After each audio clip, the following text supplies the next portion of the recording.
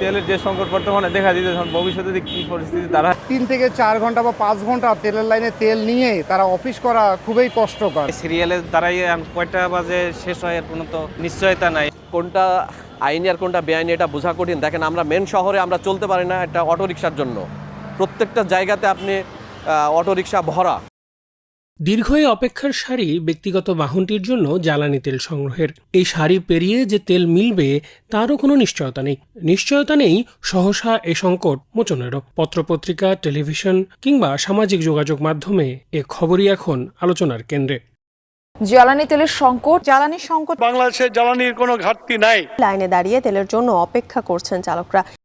বিশ্ববাজারে জ্বালানি তেলের দামের ঊর্ধ্বমুখিতা ও ঘন্টার পর ঘন্টা এই অপেক্ষা থেকে বাঁচতে অনেকেই বিকল্প জ্বালানি হিসেবে বেছে নিচ্ছেন এলপিজিকে। এতে জ্বালানি খরচ নেমে আসে প্রায় অর্ধেকে। তবে এলপিজিকে তেলের বিকল্প হিসেবে বেছে নেওয়ার পথ সব ধরনের মোটরযানের জন্য সরল নয়।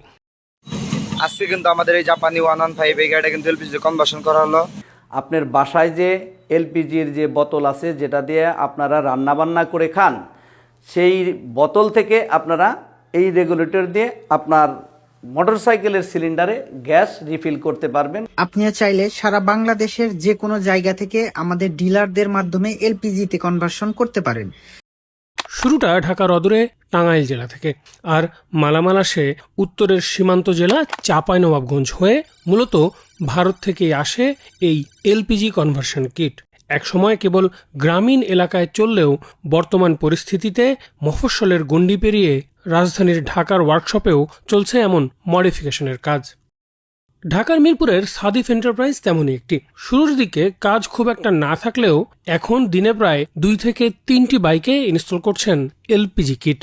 কিন্তু প্রাইভেট কারে এ ধরনের কিট রাখার জায়গা থাকলেও মোটরসাইকেলে তেমন কোনো জায়গা নেই, বরং চালকের ভারসাম্য রক্ষার ক্ষেত্রে এটি একটি চ্যালেঞ্জ। তার উপর এই নতুন এলপিজি গ্রাহকদের বেশিরভাগই হচ্ছেন রাইড শেয়ার করা বাইকার, যারা সঙ্গে অতিরিক্ত যাত্রী বহন করেন, ফলে ঝুঁকি আরও বেশি। এই চালকরা বলছেন ঝুঁকি জেনেও প্রয়োজনের তাগিদেই এ পথ বেছে নিতে বাধ্য হয়েছেন তারা। অনেক সময় দেখা যায় আমরা স্বাভাবিক রাস্তা ভিজা থাকলে অনেক সময় দেখা যায় একটু জোরে বা হাই স্পিডে চালাইলে স্লিপ কেটে পড়ে যায়, বা ইটের টুকরা সামনের চাকা লাগলে বা কলার ছলকা যে রোডে থাকে আমরা না দেখে আমরা কলার ছলকার উপর দিয়ে চলে যাই, তখন বাইকটা আমাদের স্লিপ কেটে পড়ে যায়। এজন্য আমি আশাবাদী যারা এলপিজি গ্যাসের সিলিন্ডার তৈরি করে যাতে সিলিন্ডারটা একটু হার্ডি হয়, যাতে আমাদের দুর্ঘটনার কবলে যাতে সিলিন্ডারটা বাস্ট না হয়। এটা অটোরিক্সা চলতেছে, বেঘাত, তারপরে মডিফাই করে অনেক গাড়ি।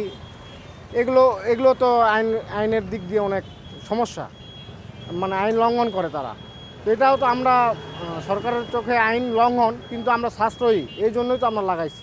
এলপিজি হচ্ছে আপনার নর্মালি এটা খুব বেশি প্রেশার না, 5-6 বারে থাকে বলে। সিলিন্ডারের মধ্যে আমরা অনেক সময় বলি যে সিলিন্ডার এক্সপ্লোশন হয়েছে, তো অত প্রেশার ওখানে ডেভেলপ করে না। আপনি হয়তো দেখা যাচ্ছে যে 100 টাকা 50 টাকা কম খরচ করার জন্য যাচ্ছেন, এটা আপনার রিস্কটাকে আরও অনেক বেশি বৃদ্ধি করে দেয়।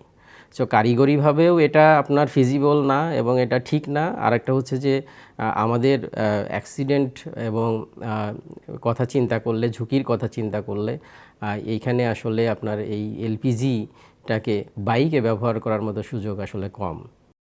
ঝুঁকির ব্যাপারে ব্যবসায়ীরা বলছেন এলপিজি গ্যাস লিক হলে বরফ হয়ে যায়, তাই বিস্ফোরণের ভয় নেই। কিন্তু বুয়েটের একজন কারিগরি বিশেষজ্ঞ বলছেন এই গ্যাস সিলিন্ডার লিক হলে 99% ক্ষেত্রেই আগুন ধরে যাবে। সিলিন্ডার লিক হয়ে বড় ধরনের ক্ষয়ক্ষতি হওয়ার নজির আছে ভুরি ভুরি। 1 লিটার তেলের দামে আপনি 2 লিটার গ্যাস পেয়ে যাচ্ছেন। 2 লিটার গ্যাসে আপনি ডাবল মাইলেজ পাচ্ছেন। একজন রাইডার যে পাঠাও চালায়, সে এখন জ্বালানি তেল পাচ্ছে না। সে বলতেছে ভাই আমি তেল পাচ্ছি না, আমার সংসার চলতেছে না। এটা লাগানোর পরে সে দেখা যাচ্ছে এটা ইউজ করে সে তার সংসার চালাচ্ছে। আপনার যে কোনোভাবে যদি এই ট্যাঙ্কিটা যদি ফেটে যায়, লিকেজ হয়ে যায়, তাহলে গ্যাসটা বের হয়ে যাবে, বের হয়ে ওখানে আইস জমে যাবে, মানে বরফের মতো হয়ে যাবে, এবং এটা অনেক ঠান্ডা হয়ে যাবে, এত পরিমাণ ঠান্ডা হয়ে যাবে যে আপনি হাত দিতে পারবেন না। মানে এলপিজি গ্যাস সবসময় ঠান্ডা থাকে, তো সেই ক্ষেত্রে আপনার এটা ব্লাস্ট হওয়ার বা এরকম কোনো সম্ভাবনা নাই। এটা বরফ হয়ে যায় সেটা ঠিক না, কিন্তু কিছুটা ঠান্ডা হয়, ঠিক আছে। তার মানে এটা না যে এটা বাইরে এসে বরফ হয়ে যাবে এবং আগুন ধরবে না। গ্যাসের যদি লিক হয় আপনার 99% চান্স হচ্ছে আগুন ধরে যাওয়া, মানে আগুন যদি না ধরে আপনি হচ্ছে লাকি। গ্যাস লিক করলে সে ওই আপনি দেখবেন যে সিলিন্ডারটা বা মোটরসাইকেলের যদি কোনো কিছু লাগাইয়ে থাকে মেটাল ওইটা ঠান্ডা হয়ে যাবে, কিন্তু গ্যাসটা বাইরে এসে বরফ হয়ে যাবে এটার কিন্তু সম্ভাবনা নাই।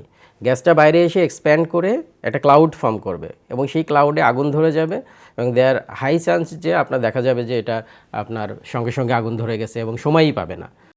বলার অপেক্ষা রাখে না যে এ ধরনের মডিফিকেশন করা মোটরসাইকেল সড়কে চলাচলের অনুমতি নেই, কিন্তু অনুমতি থাকা অপেক্ষাকৃত নিরাপদ এবং সস্তা বিকল্প হওয়ার পরও খুব একটা জনপ্রিয়তা পাচ্ছে না ইলেকট্রিক মোটরসাইকেল। এর কারণ হিসেবে অনেকেই ব্যাটারির দুর্বল মান এবং এসব বাইকের রেজিস্ট্রেশন জটিলতার কথা বলছেন। যে বাংলাদেশে অটোগুলো যে চলে ব্যাটারি চালিত অটোগুলো, তো অনেক সময় ছিল যে এগুলো হচ্ছে উঠাই দেবে, আমাদের হচ্ছে ওই লোডশেডিং বেশি হয়, তো সেক্ষেত্রে মনে হয় যে ওই ইলেকট্রিক বাইক নিয়ে আসলে অত বেশি ভালো সার্ভিস পাওয়া যাবে না, কারণ তখন লোডশেডিংয়ের পরিমাণটা বেড়ে যাবে। আমাদের তো একটা বাইক আছে, আমরা আবার ইলেকট্রিক্যাল বাইক কেন কিনবো? এক নাম্বার, দুই হচ্ছে ইলেকট্রিক্যাল বাইক অনেক সময় বিদ্যুতের সমস্যা হয়, অনেক সময় আমাদের বাসা বাড়িতে দেখা যাচ্ছে পার্কিংয়ের সমস্যা আছে, অনেক সময় দেখা যাচ্ছে ইলেকট্রিক্যাল বাইক আমি অনেক দূরে গেলাম, তখন আমি চার্জ আমার শেষ হলো, তখন আমি চার্জ দেবো কীভাবে? বেশ কয়েক বছর আগে থেকেই বাণিজ্যিকভাবে বাজারে আসলেও বেশ অবহেলিত এ ধরনের ই বাইক, যদিও ব্যবসায়ীরা বলছেন রেজিস্ট্রেশন জটিলতা অনেকটাই কমে এসেছে, সঙ্গে তুলনামূলক নিরাপদ হওয়ার কারণে ধীরে ধীরে জনপ্রিয়তা বাড়ছে তাদের পণ্যের। ব্যাটারির সুরক্ষার বিষয়ে আশ্বস্ত করছেন তারা। তাদের দাবি, আধুনিক লিথিয়াম ব্যাটারি, বিশেষ ক্যাসিং এবং ব্যাটারি ম্যানেজমেন্ট সিস্টেমের ভেতরে থাকায় এতে আগুন লাগা বা বিস্ফোরণের কোনো ঝুঁকি নেই। একটা সময় ছিল যে আমরা আজকে তো 2026 সাল একটা নিয়মের মধ্যে আসছে যে কিছু কিছু বাইকের ক্ষেত্রে ওয়াটের উপর ডিপেন্ড করে অনুমতি দিচ্ছে, কিন্তু আপনার কিছু কিছু আগে যান যে 2016 সালে 15 সালে 17 সালে ওই সময়গুলো দেখেন বিআরটি থেকে আপনি ইভি লাইসেন্স পাইতো না, তাদের মনে ভয় থাকতো যে আমি একটা ইভি কিনবো, হয়তো দেখা যায় 6 মাস পরে এই ব্যাটারি ড্যামেজ হয়ে যাবে বা গাড়ির বিরাট অনেক সমস্যা হবে। কিন্তু একটা আপনার সালফ্রিক অ্যাসিড যেগুলো ডাইসেল আমরা বিক্রি করি, এগুলো নর্মালি 2.5 থেকে 3 বছর অনায়াসে ইউজ হয়।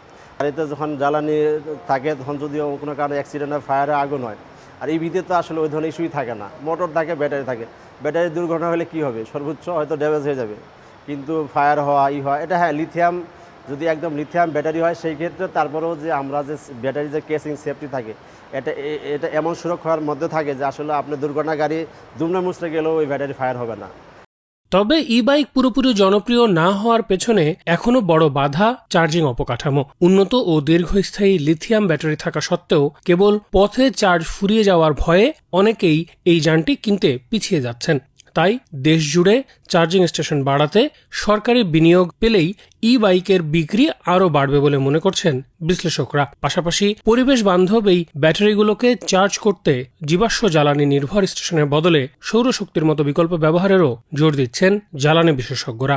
গ্রিন এনার্জি বলতে আবার এনার্জিটা আপনি তো পাওয়ারটা পাইতে গেলেও আপনাকে এনার্জি বার্ন করেই পাওয়ারটা নিয়ে আসতে হবে, বাট আমাদের এখন তো গ্রিন এনার্জি, আপনাদের নিউক্লিয়ার এনার্জি আমরা পেতে যাচ্ছি।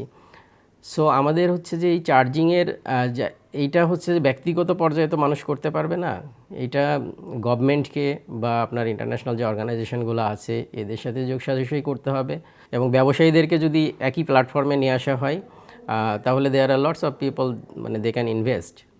আপনার যেমন চার্জিং স্টেশন এই জায়গাটাও ডেভেলপ করতে হবে, আপনি লাইসেন্স প্রক্রিয়া, কারণ নতুন একটা ইভি আনতে গেলে অনেক জটিলতার মধ্য দিয়ে যাইতে হয় বিআরটি এর অ্যাপ্রুভাল পেতে, তো সেই জায়গাগুলোয় আপনি যখন পজিটিভলি নেবেন তখন দেখবেন সব জিনিসগুলো সহজ হয়ে যাবে।